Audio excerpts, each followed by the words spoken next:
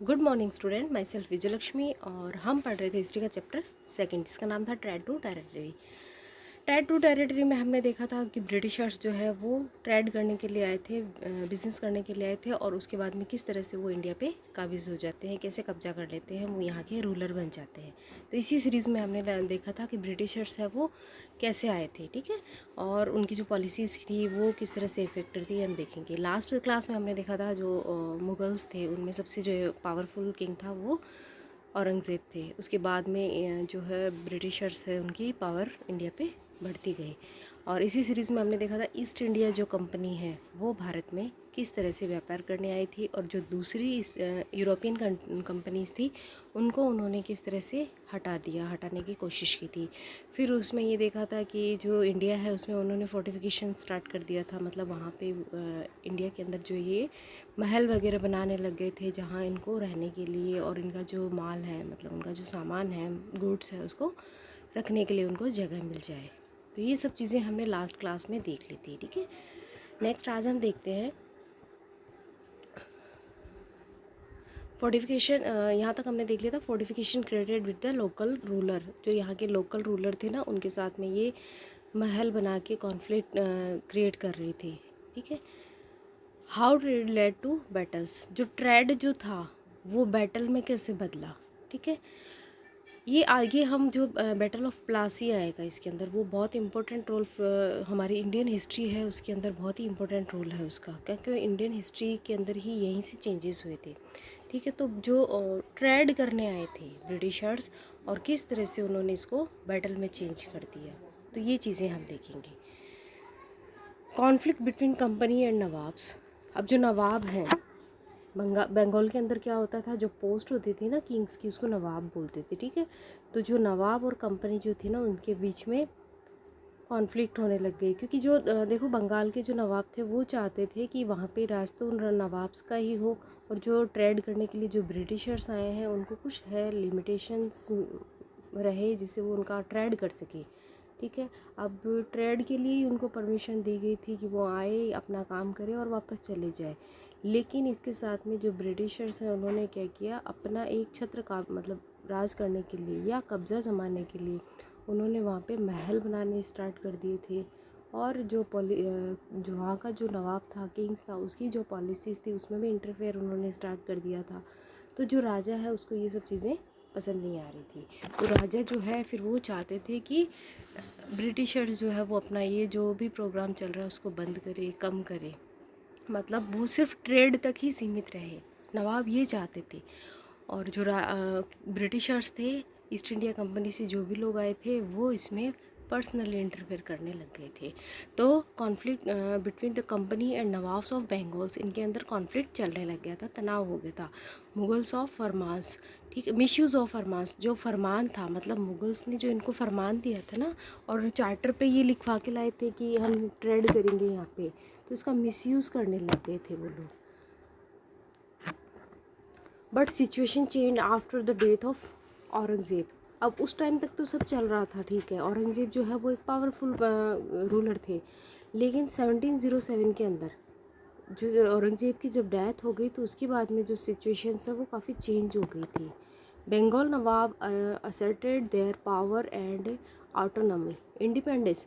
तो जो बंगाल के जो नवाब थे वो लोग क्या चाहते थे कि उनको जो उनकी पावर है वो मिल जाए और ऑटोनॉमी, उनको इंडिपेंडेंट मिल जाए।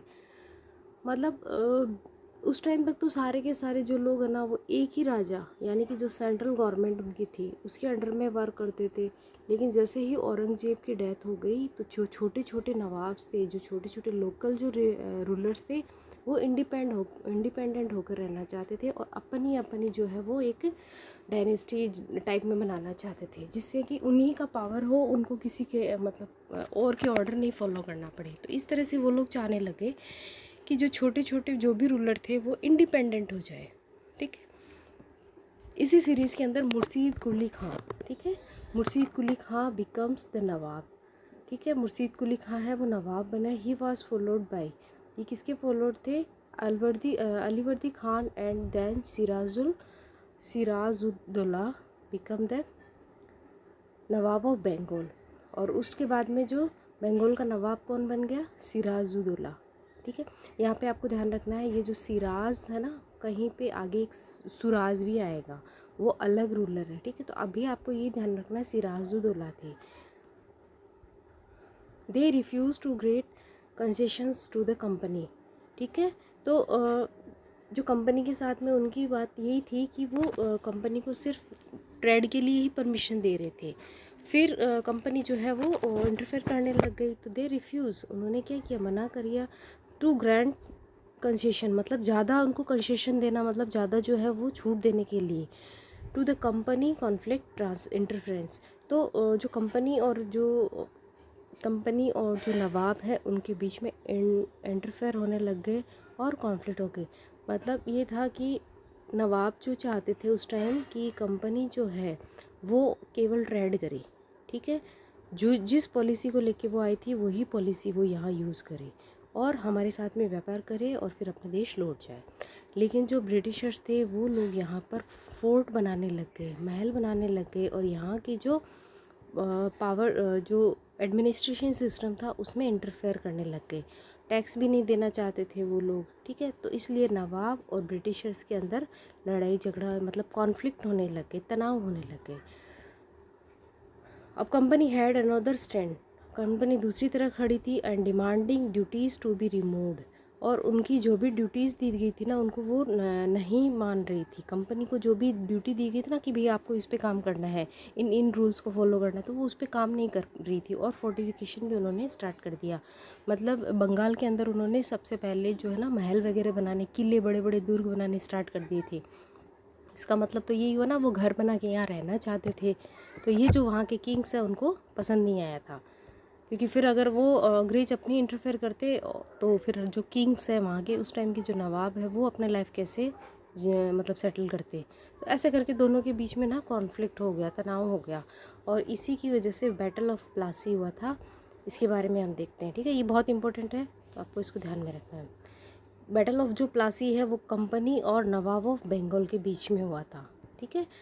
After the death of Alivardi Khan, अब जो बंगाल के नवाब थे ना अलीवर्दी खान, उनकी डेथ हो गई थी 1756 के अंदर, ठीक है। और Sirajuddaula becomes the nawab of Bengal, Sirajuddaula जो है वो बंगाल के नवाब बन गए थे, ठीक है। और कंपनी वरीड, अब कंपनी जो थी ना वो वरीड, मतलब उसको चिंता हो गई, and want a puppet ruler, क्योंकि देखो सिराजुद्दौला जो थे ना वो बहुत ही पावरफुल और बहुत ही सेल्फ रेस्पेक्टेड, जो एक तरह से कह सकते रूलर थे, मतलब वो अंग्रेज़ों की ऐसे गुलामी करने वाले नहीं थे। अंग्रेज़ ऐसे चाहते थे, क्योंकि जो उस टाइम के नवाब और अंग्रेज़ हैं उनके बीच में कॉन्फ्लिक्ट तो हो गया था, तो उनको ऐसे रूलर चाहिए था जो उनकी बात माने, ठीक है। तो उनको एक पपेट रूलर चाहिए था, पपेट जैसे आप देखते हो ना पपेट शो कठपुतली, जैसे अंग्रेज़ कहते हैं वैसे ही वो बात को मानते, तो ऐसा उनको रूलर चाहिए था। तो इससे कंपनी है वो चिंतित हो गई, उसको चिंता होने लगी कि सिराजुद्दौला जब रूलर बन गए, नवाब बन गए, तो इनको काम में हेल्प नहीं करेंगे, इनको काम करने नहीं देंगे। Due to this interference of company की इसी वजह से Sirajuddaula was not happy with the company.